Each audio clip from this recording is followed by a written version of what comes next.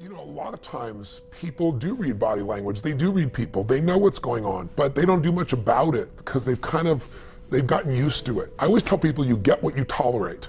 And if you go to a meeting and everybody's on their cell phone when you're talking about something important and you just let that continue, pretty soon the meetings are a total waste of time. So what I really believe is when you read something, you got to act on it. You got to do something. You can't lead other people if you're the one on your phone in the middle of the meeting either, right? So you got to lead by example. You've got to not tolerate within yourself or other people things that don't support what you are.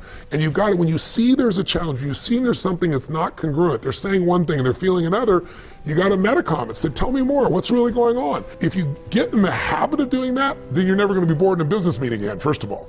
People get bored because people are just saying the same things over and over again. They're managing their business, they're managing their life, they're not innovating, they're not creating, they're not digging deep, they're not pushing each other. When you get a culture of people, and all it takes is one, where a leader steps in and they will not settle for a half-assed answer, and they can be playful, they can be funny, they can be warm, they can be direct, they can be crazy about it, but they keep probing, you're gonna get to what's real. And when you get to what's real, that's when you start creating breakthroughs in business and in life. There is another level. The only reason you keep saying there isn't is you feel so exhausted about where you are. But life, the universe, or God is just testing you because there is another level. If this is good, giant jump to excellence, giant from good, poor to good to excellence. There's a level where all your dreams are realized. There's a level that you've always dreamed about. It is real. It has not gone away. But it takes that extra burst when you think there's nothing left, there's no way, you've tried everything 10 million times and you keep going. It's almost like God is saying, if you keep hitting this wall enough times, I will see that you will not stop, that you are filled with that level of determination, faith, and courage, and then the door opens and you get to that next level. But what most people don't know is the next level is just 2 millimeters above. And it's called outstanding, ladies and gentlemen, outstanding. What's it called? What's it called? What's it called?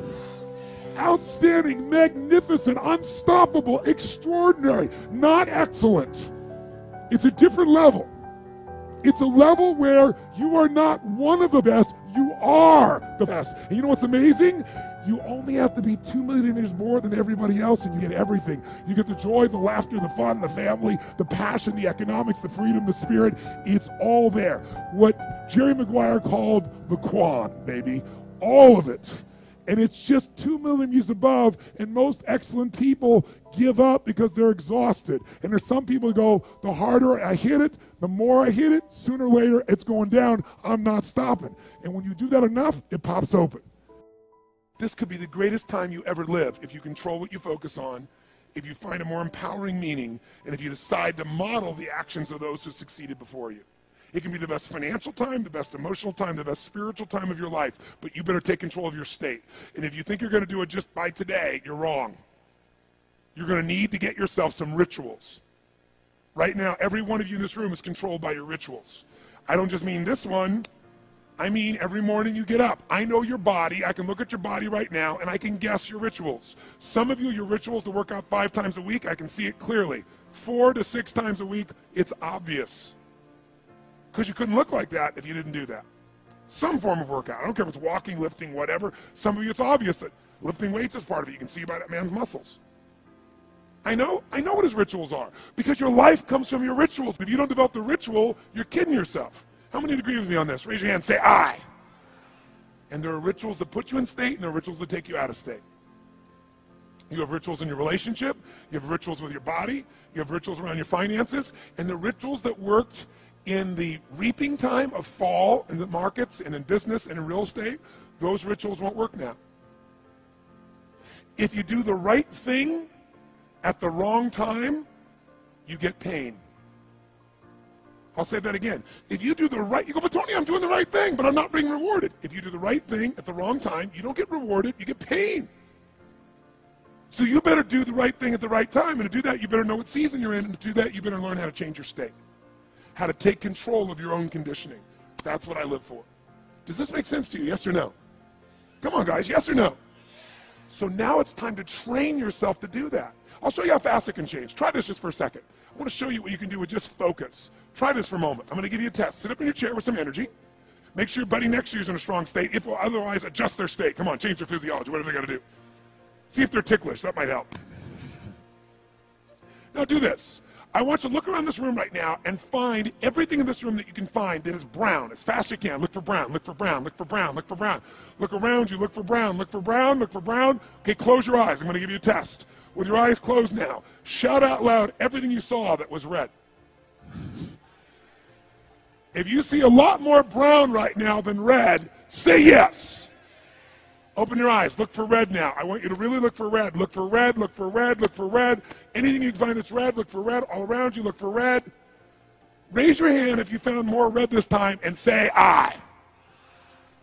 Why did you find more red this time? Because seek and you shall. That's right. Whatever you focus on, you're going to find it. In fact, let me tell you something. You'll even find it when it's not there. How many saw burgundy, called it red, just so you could have more things you counted? Raise your hand. Say, I. Come on. See, whatever you're looking for, you're going to find. So if you want to change your life, my friends, you've got to change your physiology and you've got to change your focus. By the way, how fast can you change that stuff? How fast, my friends? How fast?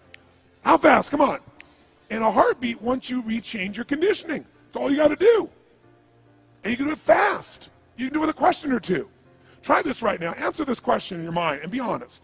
What in your life today, if you wanted to be, could you feel proud about right now? If you wanted to feel proud, if you didn't feel like, I shouldn't be proud, if you wanted to feel proud, what could you be proud of in your life today? Your children, your health, your body. Is there a problem you faced? Instead of running from it, you finally stepped up and handled it? What could you feel proud of in your life today if you wanted to feel proud? How many can think of something? And when you think about this thing you're proud of, what about that makes you feel proud? What do you focus on that makes you feel proud? How do you breathe when you really start to feel proud? What's the kind of look on your face that starts to happen when you let yourself feel proud? Yeah. How's that feel?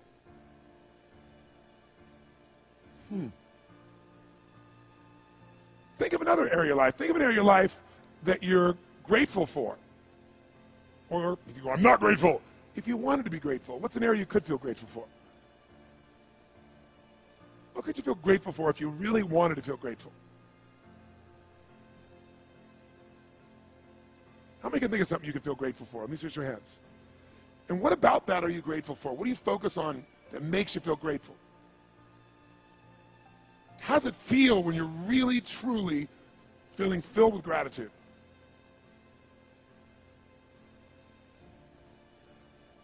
Here's one.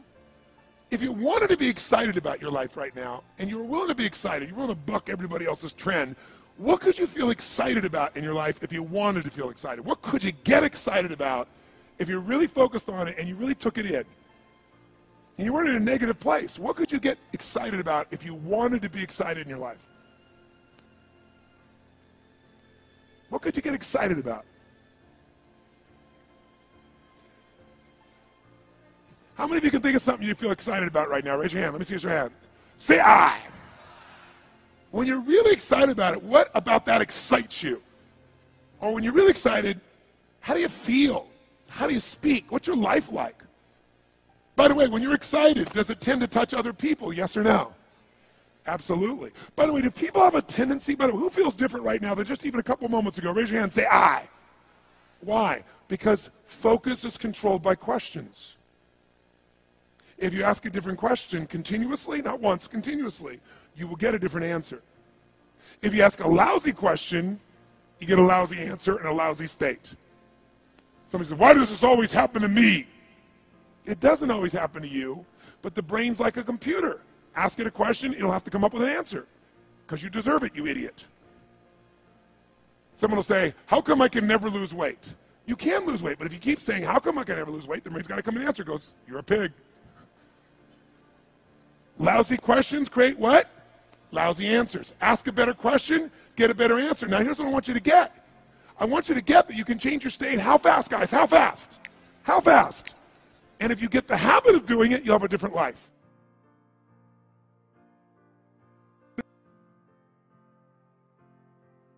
So what we've got to do is make that change in those standards. That's where the shifts happen. It doesn't happen any other place. And I'll give you a very simple example. If you want to know the difference in people's lives, it all comes down to what are the things that are musts for you versus shoulds. So let me tell you this. We said to have an extraordinary life, you got to have an extraordinary psychology, right? Extraordinary psychology means you got to live in an extraordinary state. To be in an extraordinary state, you got to condition your nervous system, your body, your physiology and focus to be at their best. Do you agree with this? Yes or no? Then to do that, though, you can do that. Why doesn't everybody? Not because you can't. We all have the ability. It's because of our standards. I remember a time early in my career, I was about 24, and I went to do a seminar in Boston. And in those days, a big seminar for me was like 125 people. And it was a 3-day seminar, and we worked around the clock, and people made such extraordinary changes in their life. And at the end of it, I was feeling so fulfilled. I was thinking, my God, I'm 24, maybe 25 at the time. And I am so happy because I have found my mission in life. I'm doing what I love. It's making a difference in people's lives. This is extraordinary. So we finished about midnight on the Sunday night. And around midnight, you know, I'm still wound up, so I don't feel like going to bed. So I decided, okay, you know, let me take a walk here, and I decided to go through Copley Square. If you've been through Copley Square, you know it's a pretty neat place. Because in Copley Square, you can look up and you can see buildings that were here before we were known as the United States, and beside them you see skyscrapers that are new. It's a pretty cool place. So I'm walking around midnight on Sunday night. There's nobody in Copley Square midnight on Sunday night. And I'm walking along, and I see this guy in the distance, and he's kind of stumbling back and forth between the gutter and the sidewalk. He's got a long trench coat on, his head's down like this. He's holding a brown bag, and I can start to smell him even before I get there, and I'm thinking, you know, this guy is obviously drunk. And as I started to get closer, I thought, I bet he's going to beg me for some money. And sure enough, whatever you focus on life tends to happen, doesn't it? So sure enough, he gets real close to me, and I thought all of a sudden he wasn't going to do it, and all of a sudden he popped his head up. It was really weird. He went, "Mister!" He had this really bizarre looking sounding voice. He went, "Mister, could you loan me a quarter?" And I thought, do I want to reward this behavior?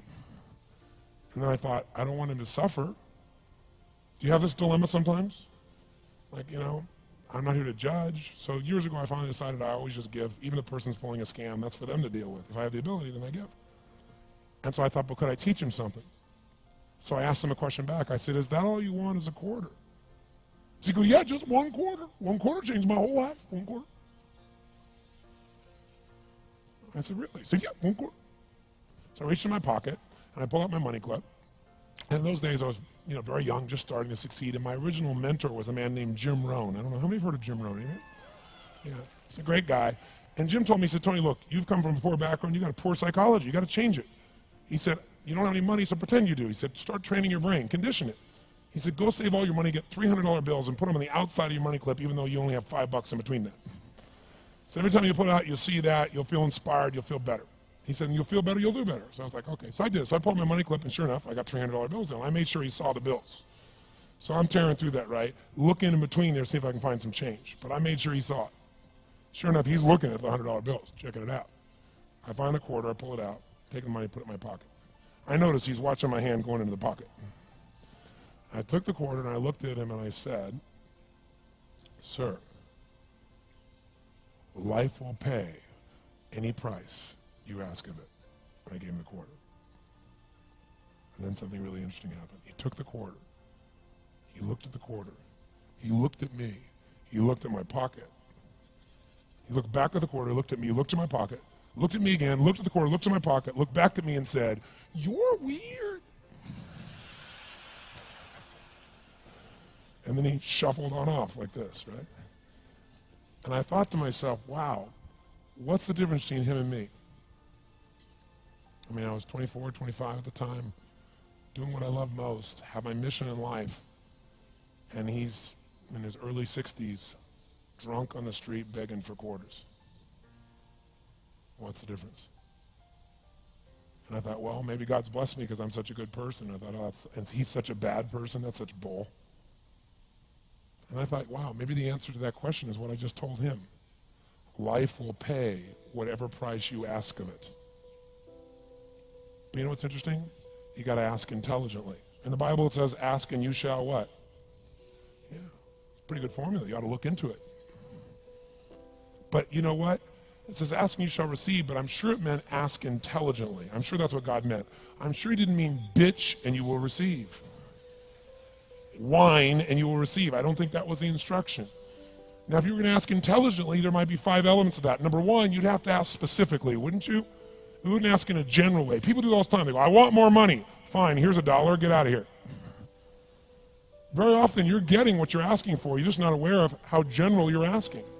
Clarity is power. The more clear you are about exactly what it is you want, the more your brain knows how to get there. Your brain is a servo mechanism. It's like a bomb. Those bombs, those missiles, they have a servo mechanism. So if the target moves, it knows what the target is, it follows it. Your brain, when you condition it, knows exactly what to go for and it'll find a way to get there. Do you ever buy a certain outfit or a certain car and suddenly see that car outfit everywhere? How many of you have had that experience? Say, aye. How come that car outfit's everywhere? It always was everywhere, but now you notice it. And the reason is because there's a part of your brain called the reticular activating system, the RAS. That part of your brain determines what you notice and what you don't notice. Your brain spends most of its time trying to make sure you don't notice because you'll go crazy if you notice everything. But when you decide what's most important to you, your brain goes after it. Everyone I know who's successful builds what I call an RPM plan. An RPM is built on the metaphor that the way to get from where you are to where do you want to go to the fastest is you got to build power, like in a car, RPMs. And the R stands for they know the result they're after. They know what they want precisely. If you don't know exactly what you want or you let yourself get beyond that into something general, you're not going to achieve it. Clarity is power. You got to know the specific result you're after. What do you want? If you can't answer that question right now in your personal life, in your body, in your relationships, in your finances, in your spirituality, then you're not going to be as fulfilled as you want to be. Today we're going to have you answer one of those questions at least. The second part of it, you got to know P, why you're doing it. Because you know what? You may get a big goal. Somebody says, I want to make $1 billion. I want to bring peace to the earth. Why? Because as soon as you come up with a goal, all the obstacles show up. Unless you've got enough emotional drive to break through that, you're never going to discover what it really takes. So you got to get yourself past that. And the way to get past that is have enough reasons. Reasons come first, answers come second.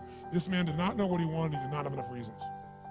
To ask intelligently, you got to ask specifically. To ask intelligently, you got to know why you want it, have enough drive to make it happen, enough juice to make it happen. If you don't have enough reasons, you will not make it happen.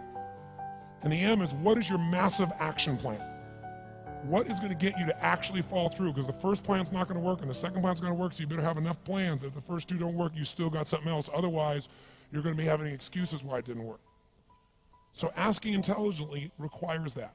So if we're going to be extraordinary in our results, we've got to be in an extraordinary state. We've got to know what we want and we've got to go use it.